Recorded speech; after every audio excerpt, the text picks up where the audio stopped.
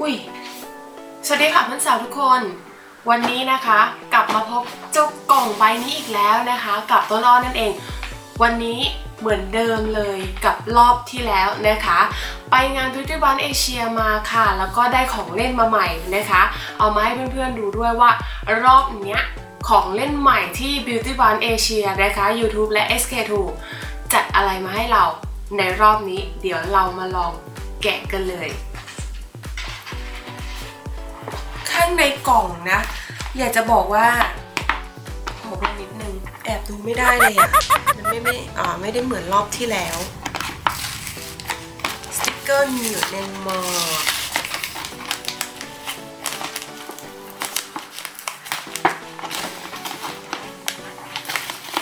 พังจ้ะงานนี้ใครแอบดูก่อนพังจ้ะอยากจะบอกเลยพอสติ๊กเกอร์เห็นไหมคะแกะแล้วเป็นแบบนี้เลยโอเคเราพบกับสิ่งของด้านในกล่องด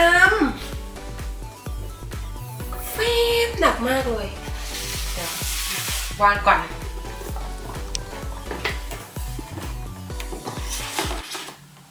ใช่ปะอ๋อใช่อ่ะเปิดดูพร้อมๆกันนะคะ1 2 3 SK ดูอีกแล้วอ่ะ Facial Treatment Essence ด้วยค่ะ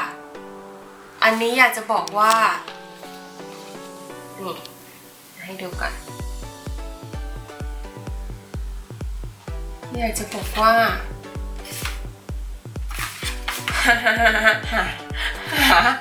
หาคู่มือภาษาไทยไม่เจอนะแปะแต่ภาษาอังกฤษ SK2 Facial Treatment Pink Flowers Limited Edition นะคะเป็น Limited Edition ของ SK2 นั่นเองก็เหมือน Facial Treatment Essence ตัว Pitera ที่เคยได้ไปคราวที่แล้วนั่นเองนะแต่ตัวนี้เป็น Limited Edition น่าจะผสมกับดอกไม้นะคะเขาไม่ได้บอกเขาบอกว่า Pink Flowers เนอะอันที่2 Aura Activator CC Cream อยากจะบอกว่าดีใจมากเพราะว่าวันนี้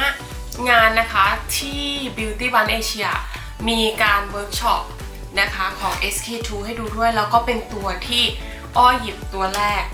แล้วสนใจที่สุดเพราะว่าตัวนี้เนี่ยเป็นเหมือน CC ครีมอะค่ะที่ทำให้ผิวดูมีออร่าขึ้นนะคะแล้วก็ช่วยบำรุงไปด้วยในตัวตัวต่อไปค่ะ Whitening Power Sport Facial Lip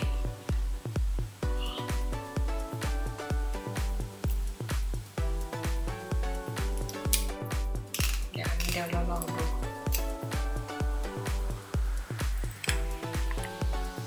ซึมเร็วมากค่ะแต่ว่ารู้สึกเวลาเราทาไปแล้วเนี่ยมันซึมเร็วแล้วก็ทำให้ผิวดูชุ่มชื่นดึงๆอีก1ตัวผ่านไปตัวต่อไป SK2 Illumination Aura Essence ค่ะตัวนี้เลยเพราะว่าเป็นตัวที่ชอบนะเป็นตัวเนี้ยที่อยู่ในการเวิร์กช็อปนะคะมันไม่ต้องแกะก่อนนะรีบ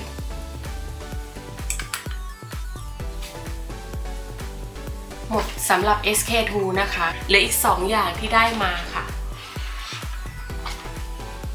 เฟบNioxin Hair System Kit ค่ะเป็นผลิตภัณฑ์ดูแลเส้นผมนะคะ3อย่างจะมีแชมพูNioxin Cleanser แชมพูไฟ Nioxin Scrub Revitalizer Conditioner ไฟแล้วก็ Nioxin Scrub Treatment ไฟ Hair นะคะตัวนี้เป็น Cleanser แชมพูไฟ Hair ค่ะตัวนี้ Nioxin Scrub Revitalizer Conditioner Fine Hair เป็นคอนดิชเนอร์นั่นเองอีกตัวหนึ่ง Nioxin Scalp Treatment Fine Hair ส่วนอีก1ชิ้นนะคะที่ได้มาเป็นตัวนี้หัวสเปรย์เป็นหัวเป็นแบบนี้นะคะไม่รู้ว่าเป็นสเปรย์เป็นอะไรกันลอ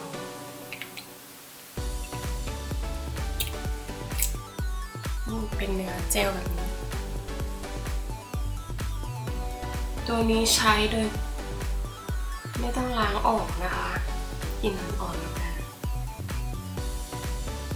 เขาบอกว่าให้นวดเบาๆที่โคนผมด้วยแล้วก็เส้นผมด้วยนะคะจะทำให้ผมเนี่ยจากผมที่ดูแห้งก็คือจะดูดีขึ้นชุ่มชื้นขึ้นนั่นเองหมดแล้วกับที่ได้มาในงานBeauty Bunch Asia วันนี้นะคะหมดแล้วที่เหลือคือถุงธรรมดาโอเคค่ะสำหรับคลิปนี้นะคะก็ถ้าถามว่าความรู้สึกที่ได้เซตนี้มาพอใจ SK2 มากนะคะเพราะว่าจำได้ไหมคะว่าครั้งที่แล้วเราได้บ็อกเซต SK2 มา1เซตนะคะหลังจากการใช้เซตนั้นเนี่ยถ้าถามว่าความรู้สึกเนี่ยรู้สึกได้นะว่าผิวเนี่ยมันดูโอเคขึ้นนะจากคนที่พักผ่อนน้อยนะคะแล้วก็รู้สึกว่าเวลาใช้เครื่องสำอางแต่งหน้าเนี่ยเคยมีเพื่อนๆไหมที่แบบว่าเวลาแต่งหน้าระหว่างวันแป้งมันหลุดนะคะแล้วก็หน้าเนี่ยมันดูว่าแต่ง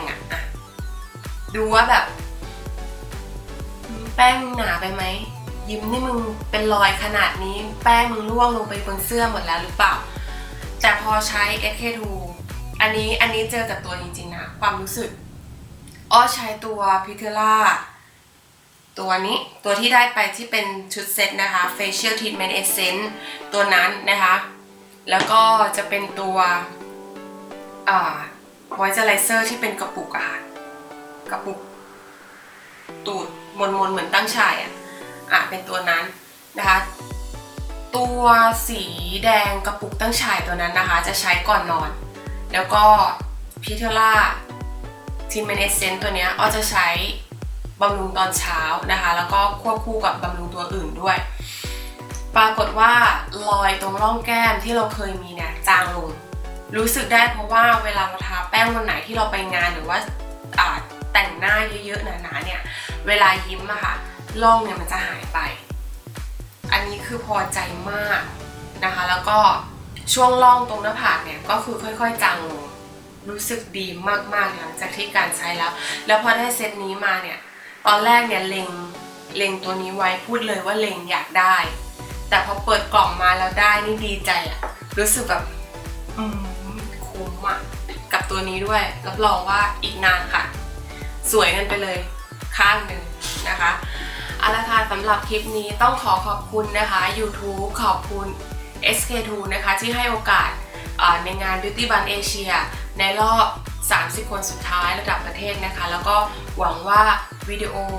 นะคะในตอนนี้เนี่ยอาจจะดีขึ้นและอยากจะพัฒนาวิดีโอให้ดีขึ้นเรื่อยๆแล้วก็ขอบคุณที่ทำให้ได้มีความรู้ในการทำสายนี้มากขึ้นนะคะแล้วก็ได้พัฒนาวิดีโอในช่องของตัวเองได้ดีขึ้นค่ะสำหรับคลิปนี้ยังไงลาไปก่อนบ๊ายบายค่ะ